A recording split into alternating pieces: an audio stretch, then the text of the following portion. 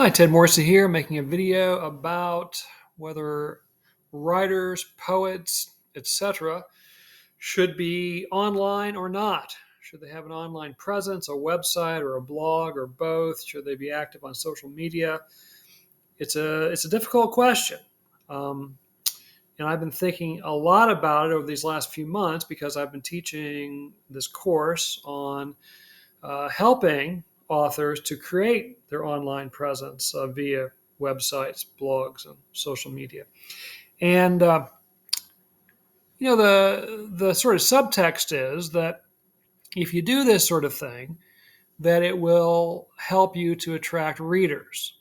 Once you start publishing books, uh, readers will find you online. They'll find your work. They will buy you. Your finances will be enhanced, and before long, you'll be sitting across from Oprah or Reese Witherspoon or someone talking about your novel. Maybe. I hope so, if that's what you want. But I've been as active on social media and have had websites for a long time. I joined Twitter. I got a Twitter account in 2007. A lot of people don't even know that Twitter was around in 2007. When I first joined Twitter at the urging of one of my former students who was especially tech savvy and was kind of on the cutting edge of everything. Um, and she encouraged me to get a Twitter account, and so I did. But almost no one I knew even had any idea what Twitter was. I remember talking to high school students and having to explain to them what Twitter was. I think I described it as voluntary self-surveillance, because basically when Twitter first came along, you just sort of just told the world what you're doing. I'm having a ham sandwich. I'm going to such and such movie. It's kind of all it was, really. But I was interested in the writing community, and there were writers already on Twitter. My former student who encouraged me to get on Twitter was a journalist. She was working for a TV station, but mainly writing copy and that kind of thing. And I remember writing articles for magazines explaining what Twitter was and how writers might use Twitter to kind of be part of a larger writing community and so forth. Well, obviously now, we all know Twitter, and Twitter is no longer Twitter; it's X, right? So, but I haven't found it to be particularly helpful in terms of book sales. As soon as my first novel was accepted for publication by a very small press, I established tedmorrissey.com, which you can go to this day. I think that was 2010. And then over time, I eventually established my own press, 12 Winters Press, which is at 12winters.com. And I think I established that in 2012 or 2013. And so I've published a lot of authors over the years, in addition to my own books. I think we've published around 45 titles to date. And some of them are very active online, and some of them are not active at all. They don't want to be. They don't have a website. They aren't on social media. Um, and quite honestly, I haven't found a significant difference in terms of book sales between my writers that I publish who are very active online with websites and social media, and those who are sort of hermits when it comes to an online presence. It is nice if I publish a book by an author who has a website or a social media account, and I can tag them on X or on Instagram or Facebook, perhaps. Maybe it creates some more awareness of their work. Whether that leads exactly to book sales or a lot of book sales, that doesn't seem to be the case. We'll, especially for a writer's first book, we'll make a big deal, big splash, right, that their book is coming out or has come out, and this is the Amazon link and so forth. And maybe they'll be online and they'll make a big splash, and literally hundreds of people will give them a like or even a heart, to let them know how much they love the fact their book is out. I experienced that when I announced I have a book out or a book has won an award or good review has been posted or whatever, and I get a lot of, kudos from my Facebook friends and Twitter followers and that kind of thing. But nobody actually buys the book, or very, very few do. Again, if it's a first publication, yeah, friends and family will buy a couple dozen or whatever. But again, I've never found a strong correlation between having an online presence, whether it's social media platform or whether it's a website, to attracting readers and increasing book sales, right? Some people do. Obviously, the most recent example is Colleen Hoover, who on TikTok with the hashtag book talk was able to attract a massive following, and that got the ball rolling for her. And now she's a best-selling author and probably is living in Bimini or something. An older example would be E.L. James and the 50 Shades of Grey phenomenon.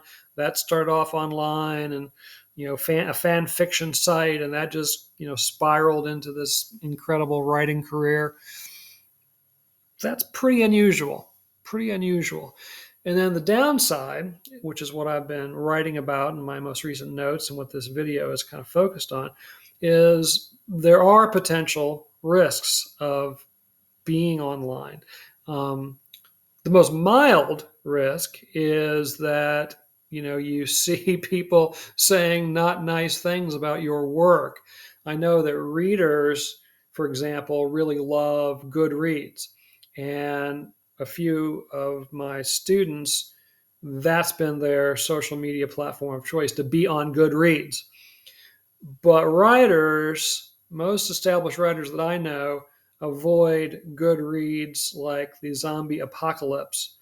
But if they do get sucked in, if their curiosity gets the better of them, as it has me once or twice over the years, they go and look at what people are saying about their books. And, there's a few nice things, but mostly it's just either frustrating or just perplexing. People who clearly just didn't get it, didn't understand it, will really give it a poor review and not very many stars. Hang on. Got to pause a second here.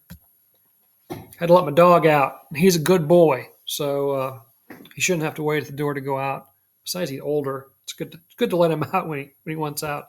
But anyway, you go to Goodreads, and people say not nice things about your book. Or there's perplexing things. I recall a review I read that was really a head scratcher, where someone wrote a pretty brief review, but a couple hundred words maybe, and just said all kinds of wonderful things about the book, and then gave it 3 stars or something. It's like, it looked like a review written by my mom, but then they gave it 3 stars. It's like, well, what's that about? Anyways, so that's a mild downside to being online, is that you see how people feel about your work. Those less than enthusiastic Amazon reviews, for example, come up. But that's pretty mild, like I say. The worst things are online harassment. I read an article as I was preparing for this bit of notes in this video about an author who had pretty much her identity counterfeited. They stole her picture and her name, and then they created accounts and were posting all sorts of really horrible, like racist, sexist things that she supposedly was saying, and she wasn't. But it created this, a bunch of, vitriol that was thrown at her because people thought it was genuine, but it was really a counterfeit account. And so that's bad, obviously. People harassing you over your views that you express in your book or in interviews, or something you express on your website or in your X account or on Instagram or whatever it might be. Now he wants in, so hang on a second. And that's obviously difficult to deal with emotionally and so forth. Maybe difficult for your family to have to deal with. Maybe they become targets too of the harassment online. There are stories of people launching, campaigns against an author or a particular book, and because they're able to spread it via, the internet, suddenly hundreds of thousands, millions of people are protesting an author and their book without ever having read it, right? So that a book maybe is held back from publication before it even comes out because there's all sorts of rumors about what it seems to be about, right?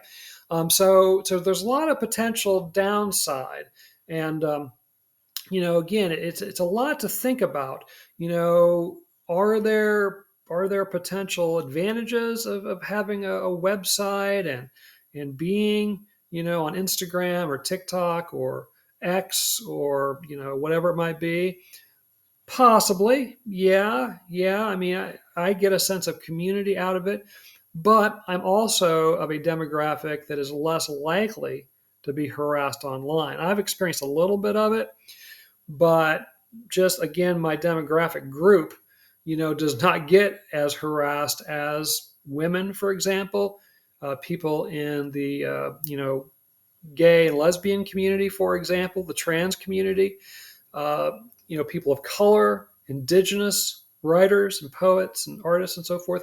They are much more likely to be harassed online and so forth. So it's easy for me to say, yeah, I think it's better to have one than not. But again, I'm not as likely to be a target as a lot of writers and poets and so forth may be. All right. So there's a lot to consider.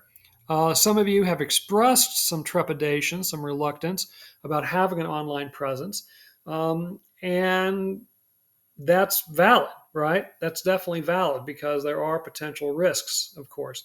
So, the purpose of this is to say this whole session has been a waste of time. Don't do it. Don't have it on. I'm not telling you not to have those things. And some of you, of course, have been very active even before the course. You had websites, you had Twitter accounts, you had TikTok accounts or whatever you had.